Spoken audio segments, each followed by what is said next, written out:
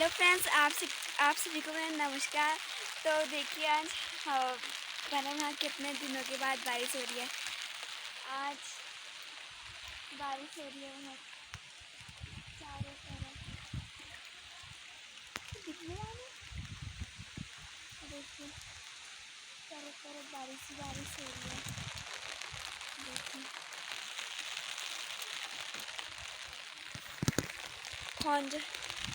और देखिए आज कितने महीनों के बाद यहाँ बारिश हो रही है।